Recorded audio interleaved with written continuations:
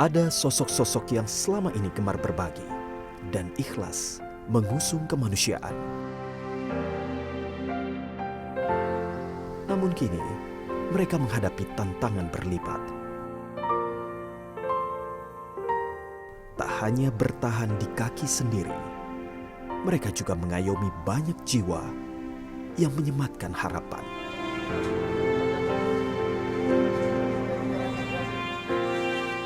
Pandemi telah menguji konsistensi dan dedikasi mereka, para pejuang sosial.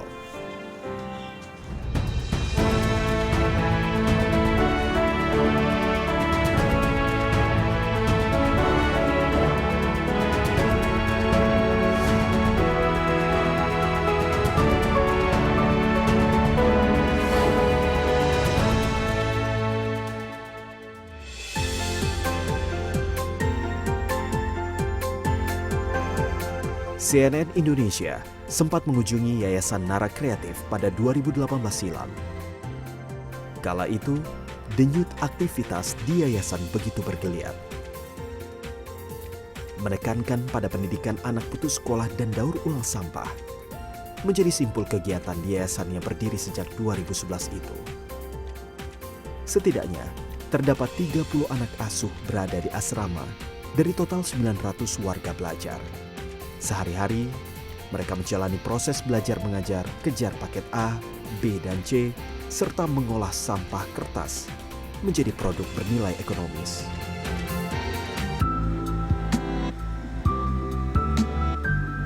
Namun, pandangan cukup berbeda kala kami kembali mengunjungi yayasan di tengah pandemi COVID-19. Aktivitas seolah terhenti. Asrama yang tadinya ramai, kini harus mengikuti protokol kesehatan. 30 anak asuh harus dipisah di 3 tempat untuk menjaga jarak satu sama lain. Yayasan pun harus memutar otak mencari alternatif pemasukan di luar produksi sampah daur ulang yang tersendat. Pendiri Yayasan Nara Kreatif, Nezatullah Ramadan, tak pernah membayangkan pandemi COVID-19 memukul telak kegiatan kewirausahaan sosial miliknya.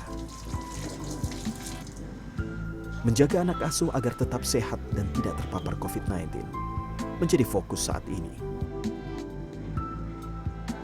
Mau tidak mau situasi seperti ini berkurang. Kenapa berkurang? Ada kegiatan-kegiatan yang mereka tidak bisa lakukan keluar dari asrama yang ada di Nara.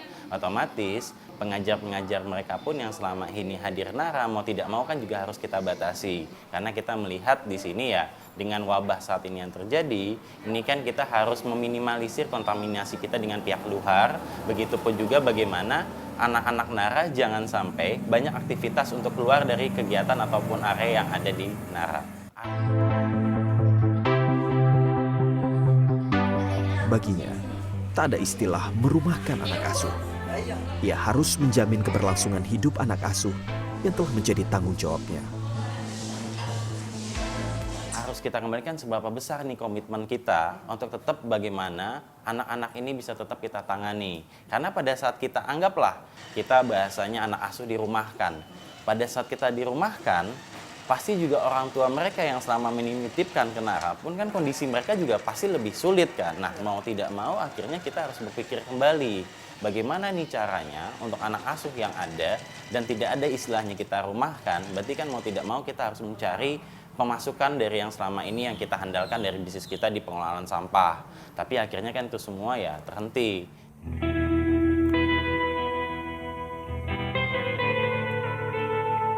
Anak asuh Nara Kreatif, Maryam, turut merasakan perbedaan signifikan dengan kegiatannya di asrama. Sebelum ada pandemi ini, kita melakukan produksi daur ulang, kegiatan pengrajinan box tisu seperti planner, notes, dan pemilahan sampah. Karena kita di situ ada bank sampah. Semenjak ada COVID ini, penjualan juga menurun, pesanan juga udah nggak ada lagi gitu.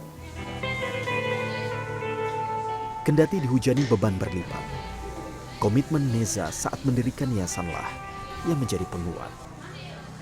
Di samping harus memikirkan kebutuhan keluarganya sendiri, pria kelahiran 1991 itu harus mempertimbangkan biaya operasional yang melibatkan anak asuh termasuk tenaga pendidik yang selama ini berkecimpung di yayasan.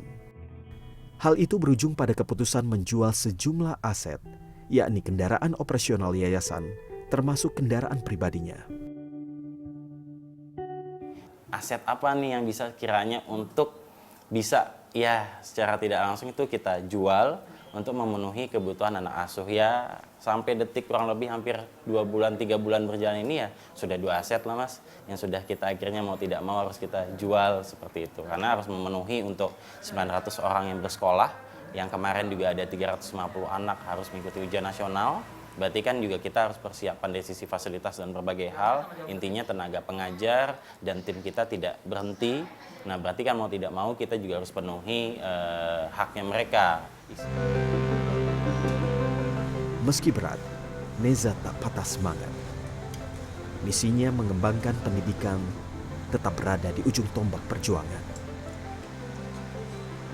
Agar kegiatan di asrama tetap berjalan, anak asuh diajarkan membuat eco-toys, mainan ramah lingkungan yang dibuat dari kardus bekas.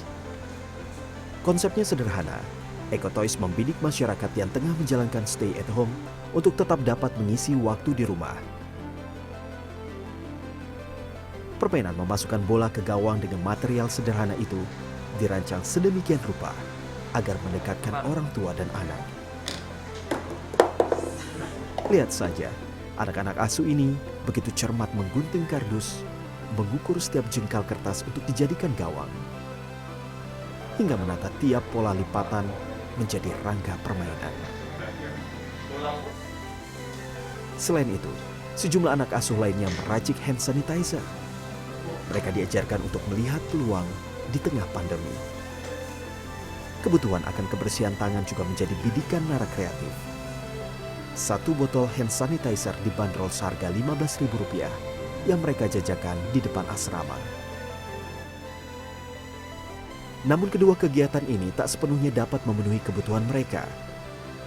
Neza menitik beratkan kegiatan itu sebagai pembelajaran hidup bagaimana tetap bertahan dengan kemandirian. Istilahnya hari demi hari itu hanya membakar uang nih, gitu kan. Tidak ada yang dalam artian produktifnya. Ya untuk anak-anak menjual hand sanitizer ataupun masker ataupun eco-toy sebenarnya ada 2. Yang pertama tujuannya untuk mereka bisa kita belajar sama-sama untuk hidup, untuk bertahan hidup. Yang kedua sebenarnya ini semacam kayak nilai. Ada semacam nilai yang ingin kita deliver kepada anak asuh. Inilah waktunya kita sama-sama berpikir bagaimana ini kan kita anggap kita adalah keluarga. Bagaimana kita secara keluargaan untuk bisa bertahan. Meski kondisi pelik, Yayasan Nara Kreatif cukup beruntung. Rumah Nara dijadikan tempat menampung sembako dari benihbaik.com yang akan disalurkan ke masyarakat yang membutuhkan. Tentu saja, pejuang Nara dan anak asuh turut dilibatkan untuk bersama-sama berbakti.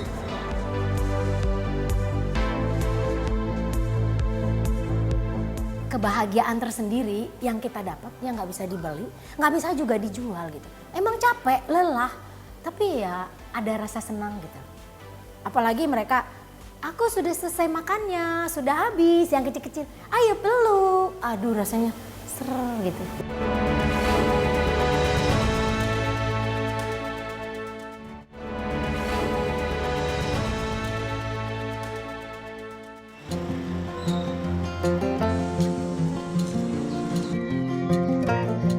Dua 2017 silam, CNN Indonesia berkesempatan mendatangi Ropina Tarigan, seorang bidan yang mendedikasikan hidupnya untuk anak-anak penyandang HIV. Di bawah naungan Yayasan Vina Smart Era, Ropina menampung sejumlah anak-anak yang mengidap HIV sejak lahir, lantaran ditularkan dari orang tua mereka. Di samping memberikan perhatian kepada anak-anak dengan HIV, perempuan kelahiran Medan, Sumatera Utara itu sehari-hari melayani ibu-ibu hamil yang mempersiapkan persalinan.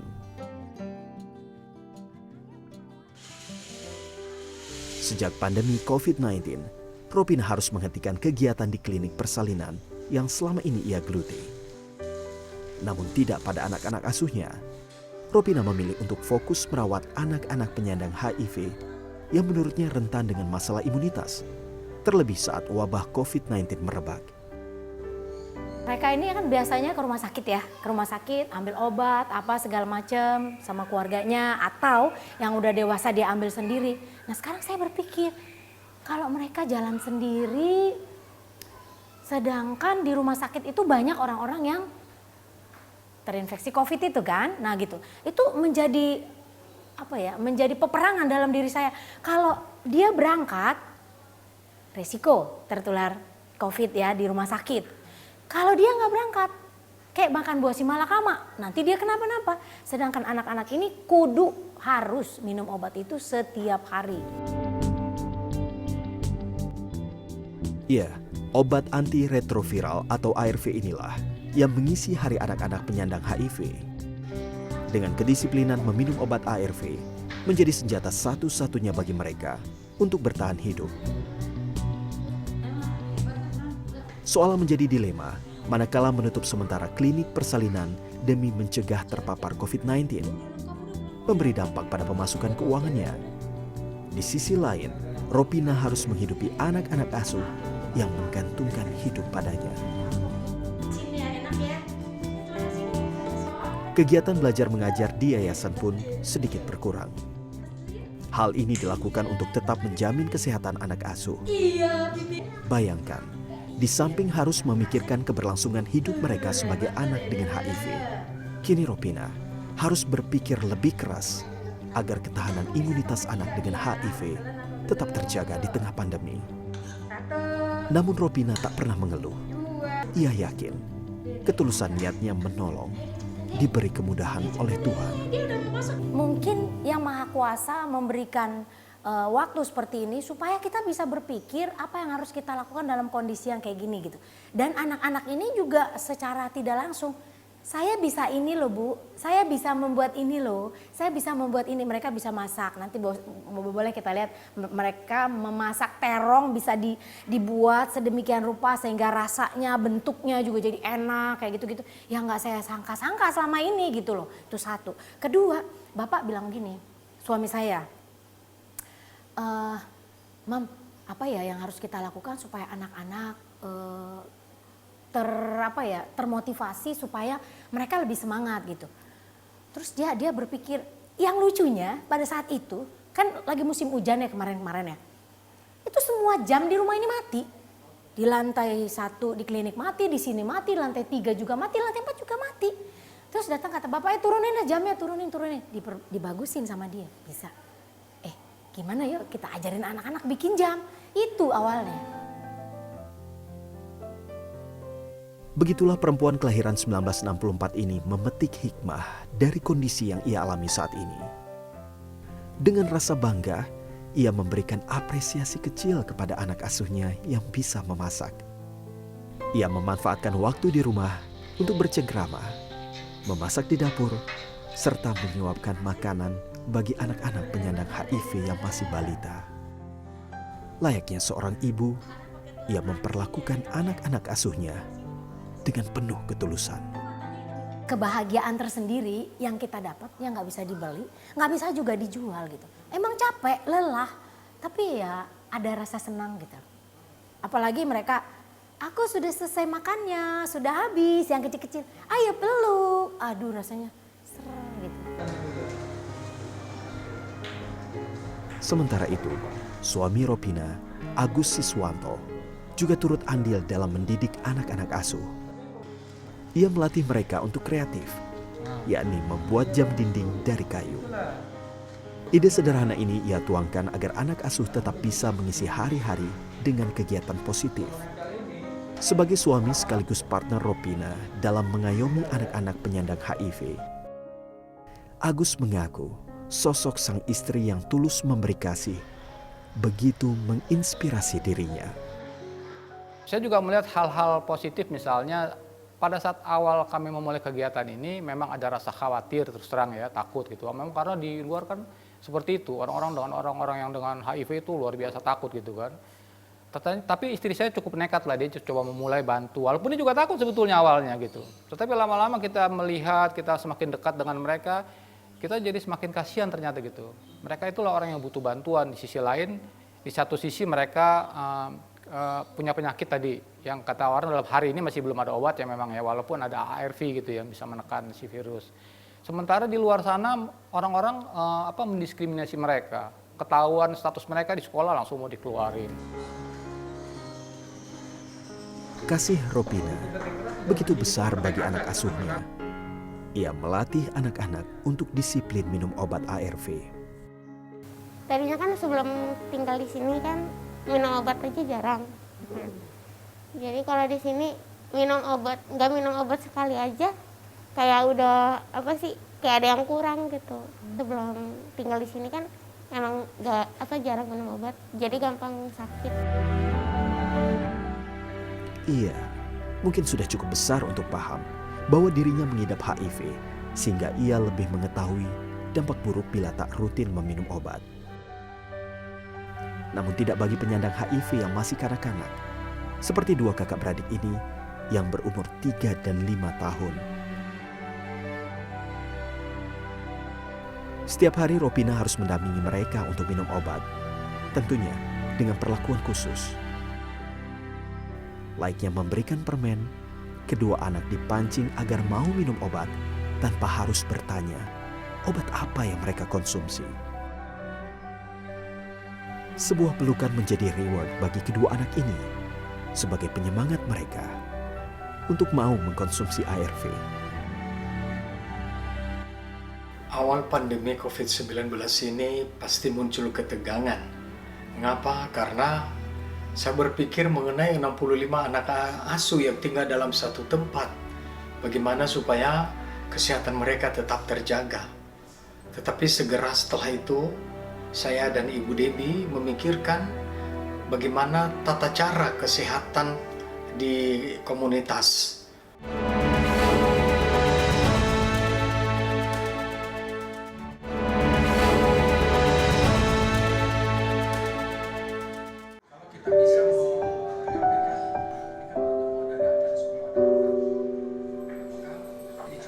Kegiatan anak-anak Yayasan Prima Unggul patut diacungi jempol.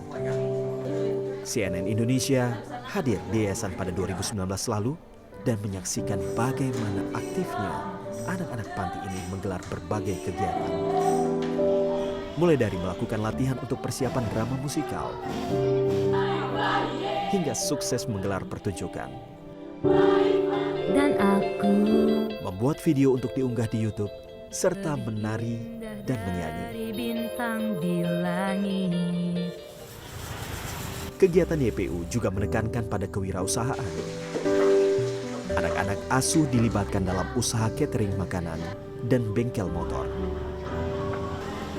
Siswa-siswinya pun telah banyak yang berhasil menempuh pendidikan hingga ke perguruan tinggi.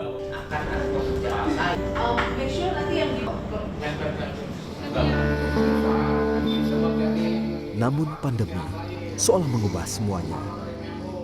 Kegiatan anak asuh sedikit diredam lantaran banyaknya anak-anak yang tinggal di asrama.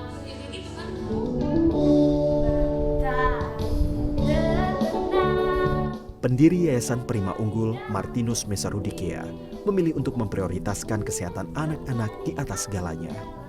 Ia sadar betul, interaksi dengan pihak luar cukup berisiko terhadap 65 anak asuh di asrama. Termasuk peliputan ini, semua dikerjakan dari dalam asrama oleh tangan-tangan kreatif anak-anak panti YPU.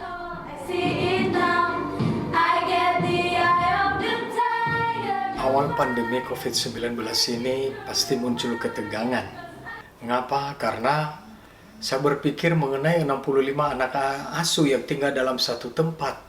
Bagaimana supaya kesehatan mereka tetap terjaga. Tetapi segera setelah itu, saya dan Ibu Debbie memikirkan bagaimana tata cara kesehatan di komunitas. Bukan hal mudah memberikan pemahaman kepada anak-anak panti yang berasal dari beragam latar belakang dan usia. Martin begitu ia biasa disapa, meminta kakak-kakak yang lebih besar untuk mengajarkan adik-adik mereka cara mencuci tangan dengan benar. Kebiasaan bersih-bersih asrama juga semakin gencar dilakukan. Anak-anak dalam satu asrama untuk menjaga jarak bukanlah sesuatu yang mudah. Dan semua aktivitas di tempat yang sama. Ini juga sesuatu yang tidak mudah bagi kami dalam pendampingan anak-anak kita. Tetapi kami mengantisipasi dengan cara menjaga kesehatan mereka, karena mereka tidak mungkin tidak ada interaksi karena mereka satu asrama. Anak-anak ini memang sudah terbiasa berinteraksi satu sama lain. Pesan untuk menjaga jarak terus Martin gaungkan, termasuk saat melakukan proses belajar mengajar daring di asrama. Martin dan istrinya, Debbie Tampu Bulan pun, memilih tak mendatangi anak asuhnya secara langsung. Semua instruksi, pelajaran tentang kehidupan, petuah laiknya orang tua, mereka sampaikan dengan bermodal teknologi virtual. Tak lain adalah demi saling menjaga kesehatan dirinya dan keluarga, serta anak-anak asuhnya.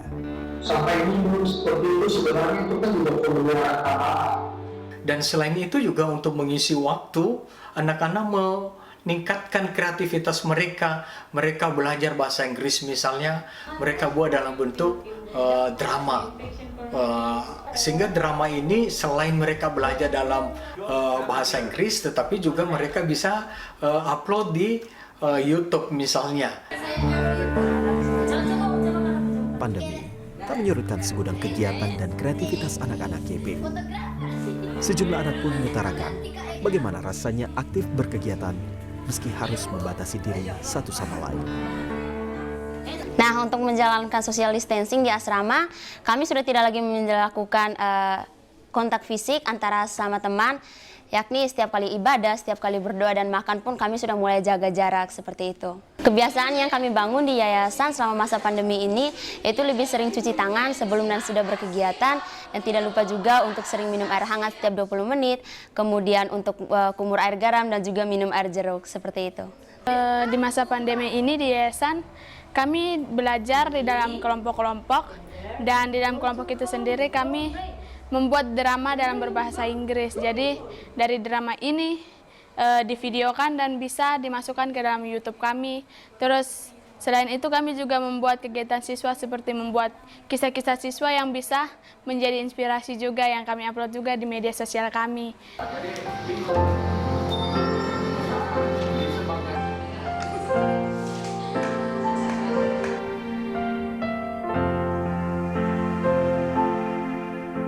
Mungkin dengan situasi seperti ini sebenarnya momen yang paling tepat buat orang-orang yang masih mempunyai uang lebih untuk bisa berbagi terhadap sesama. Karena memang kita melihat bukan hanya dari sisi tenaga medis yang membutuhkan, bukan hanya dari sisi ojol aja yang membutuhkan situasi seperti ini, tapi sebenarnya masih banyak profesi atau pekerjaan atau orang yang terdampak dari ini yang perlu dibantu. Nah, itu mungkin bisa menjadi salah satu harapan kami dari Nara, bagaimana orang-orang yang masih mempunyai uang lebih untuk bisa berbantu terhadap sesama. Jauhi virusnya, bukan orangnya, gitu. Kalau memang itu berbahaya buat saya nggak mungkin tinggal sama mereka.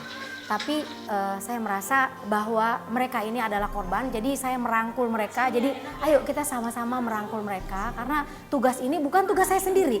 Ini tugas kita bersama. Kalau mereka ini bisa sukses, terus terang ya saya bilang ya, mereka ini adalah anak bangsa. Jangan menganggap mereka HIV, oh itu mah anak sampah atau anak yang tidak berguna. Mari kita angkat anak yang tadinya tidak berguna, anak yang sampah yang dianggap orang, kita buat menjadi satu emas yang berharga, sehingga mereka bisa berdiri di kaki mereka sendiri, bermanfaat untuk diri mereka, bermanfaat juga untuk sesama mereka. Menghadapi tantangan baru pandemi COVID-19 ini, mari tetap bijak dan fokus menemukan solusi untuk tetap kreatif dan produktif untuk pengembangan potensi diri kita, potensi orang-orang yang kita dampingi. Bermodal keyakinan akan kondisi yang lebih baik, para pejuang sosial ini tak kenal kata menyerah. Keberadaan anak asuh tak dianggap beban, meski kondisi pandemi cukup menyulitkan. Justru, anak-anak asuh adalah berkah bagi mereka.